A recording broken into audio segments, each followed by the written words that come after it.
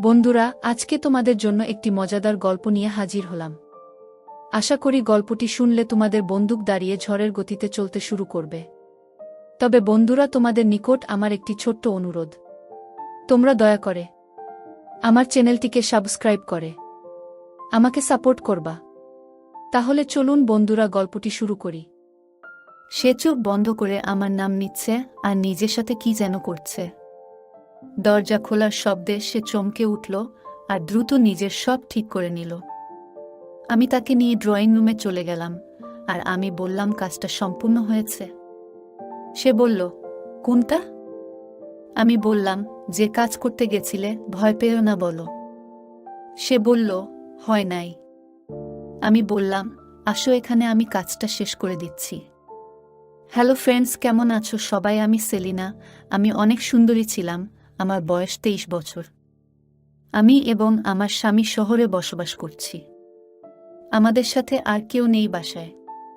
আমার বিয়ের বেশি দিন হয়নি এখনো। আমার স্বামীর অনেক টাকা পয়সা ছিল, তাই তার সাথে আমার বিয়ে হয়েছিল। আমি আমার স্বামীকে এত পছন্দ করতাম না। সে দেখতেও তেমন ভালো ছিলেন না, আর সে রোমান্টিক ছিলেন না। আমার বাসার কাজ করতে অনেক বিরক্ত লাগত।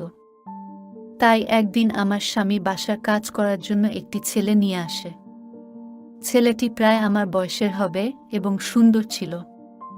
সেদিন যখন কাজের ছেলেটিকে বাসায় নিয়ে আসে, তখন আমি একটি শর্ট প্যান্ট আর একটি শর্ট জামা পরা ছিলাম।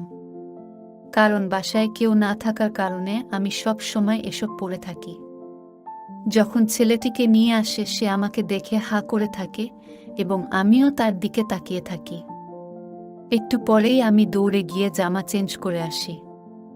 ছেলেটিকে আমার ভীষণ পছন্দ হয়েছিল। তারপর আমার স্বামী আমাকে বলল যে, আজ থেকে এই ছেলেটি বাসার সব কাজ করে দিবে, তোমাকে আর কাজ করতে হবে না। আমি অনেক হ্যাপি ছিলাম, কারণ ছেলেটাকে আমার ভীষণ ভালো লাগছিল। আমি তো আমার মনের অনেক বাসনা আমার স্বামীকে দিয়ে পূরণ করতে পারি না। আর শুধু টাকা পয়সা থাকলেই তো আর সুখে থাকা যায় না। কারণ আমার স্বামী আমাকে তেমন সুখে রাখতে পারেনি ওসব দিক থেকে। আমি তাকে এসব কখনো বলিনি, কারণ তাহলে সে আমাকে পরবর্তীতে সন্দেহ করবে, কারণ আমি অনেক আগে থেকেই মনে মনে কাউকে খুঁজেছিলাম। আজকে আমার স্বামী না বুঝে নিজেই এনে দিয়েছে। যে করেই হোক আমি এই কাজের ছেলেকে আমার প্রেমের আমি জড়াবই। তারপর তাকে আমার সাথে পরিচয় করিয়ে দেওয়া হলো। তার নাম ছিল প্রকাশ। তাকে আমার সাথে পরিচয় করিয়ে দিয়ে আমার স্বামী কাজে চলে গেলেন। তারপর আমি আমার রুমে গিয়ে ড্রেস পরিবর্তন করে আবার শর্ট ড্রেস পরে এসেছিলাম, যেন খুব তাড়াতাড়ি তার সাথে ঘনিষ্ঠ হতে পারি। তাই আমি তাকে আমার রান্নাঘরে দেখালাম কোথায় কি রাখা আছে। আমি তাকে বললাম, রান্না তো ভালোই জানো মনে হয়। সে বলল, হ্যাঁ ম্যাডাম, আমি সব ধরনের রান্না করতে পারি। আমি বললাম, তাহলে তো ভালোই হয়, এখনই রান্না করা শুরু করে দাও, দুপুরে আমার স্বামী খেতে আসবে। আজ থেকে তোমাকেই এই বাসার সব কিছু করতে হবে। আমি তার পাশেই ছিলাম, তার রান্না করা দেখছিলাম, লক্ষ্য করলাম মাঝে মাঝে সে আমার দিকে তাকিয়ে কি যেন দেখছে। এভাবে কয়েকদিন কেটে গেল। একদিন আমার স্বামী কাজে চলে গেলে আমি তার সাথে রান্নার কাজে একটু সাহায্য করছিলাম। সেই সুযোগে সে আমার দিকে চেয়েছিল, তবে এটা সে খেয়াল করেনি যে আমিও তাকে দেখছি। তখন আমি শর্ট জামা পরেছিলাম। আমি ইচ্ছাকৃতভাবে তাকে আরও দেখার সুযোগ করে দিচ্ছিলাম, যেন সে থাকতে না পারে। আমি লক্ষ্য করলাম কিছুক্ষণ পরে সে বাথরুমে চলে গেল। বেশ কিছুক্ষণ হলো সে আসছে না, তাই কৌতূহলবশত তাকে ডাকতে গেলাম। গিয়ে দেখি বাথরুমের দরজা হালকা একটু খোলা আছে। সেই দিক থেকে যা দেখলাম তাতে সত্যিই অবাক হয়ে গেলাম। মনে মনে আমি অনেক খুশি ছিলাম, কারণ আমি এই রকম একটা দিনের অপেক্ষায় ছিলাম। দেখলাম সে চোখ বন্ধ করে আমার নাম নিচ্ছে আর নিজের সাথে কি যেন করছে। দরজা খোলার শব্দে সে চমকে উঠল আর দ্রুত নিজের সব ঠিক করে নিল। আমি একটু রাগান্বিত হয়ে তাকে বললাম, তুমি আমার নাম বলে কি করছো শুনি? সে লজ্জা পেয়ে বলল, কই না, আমি কিছু করছিলাম না। আমি বললাম, তাহলে ওটা বের করে মজা নিচ্ছিলে কেন? সে লজ্জায় কিছু বলল না। আমি তাকে জিজ্ঞাসা করলাম, আমাকে কি তোমার ভালো লাগে? সে বলল, জি ম্যাডাম, অনেক ভালো লাগে। আমি তাকে নিয়ে ড্রয়িং রুমে চলে গেলাম। আমি বললাম, কাজটা সম্পূর্ণ হয়েছে? সে বলল, কোনো কাজটা? আমি বললাম, যে কাজ করতে গেছিলে, ভয় পেও না বলো। সে বলল, না হয় নাই। আমি বললাম, আসো এখানে, আমি কাজটা শেষ করে দিচ্ছি। প্রথমে সে আসতে চাইল না, কিন্তু আমি একটু রাগ করে তাকে পাশে নিয়ে আসলাম। সে একটু বোকা ধরনের ছেলে ছিল, এজন্যই তাকে আরও বেশি পছন্দ করতাম। তারপর আমি তার মেশিন তার কাছ থেকে বের করে নিয়ে অনেক ভালোবাসা দিতে লাগলাম।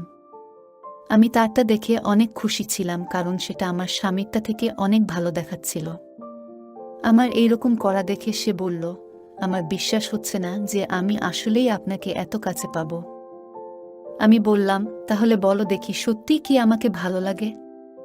সে বলল, হ্যাঁ, অনেক ভালো লাগে। আমি তখন তাকে ভালোবাসা দিচ্ছিলাম, এবং এক পর্যায়ে সে তার কাজ শেষ করে ফেলে। তারপর আমি তাকে বললাম, এখন আসো, আর দেরি না করে আমাকে ভালোবাসা দিয়ে ভরে দাও।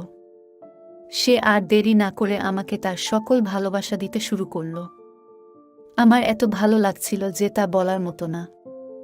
আমি মনে মনে ভাবছিলাম যে তাকে পছন্দ করে ভুল করিনি।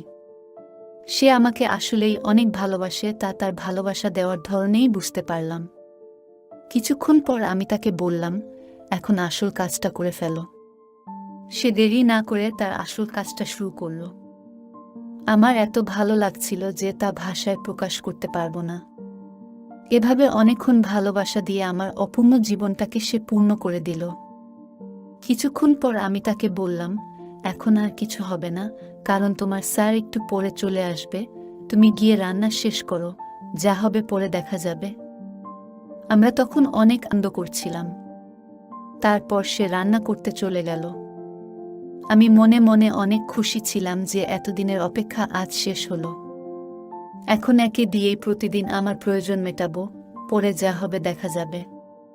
দুপুরে আমার স্বামী খেতে আসে এবং খাওয়ার পর চলে যায়।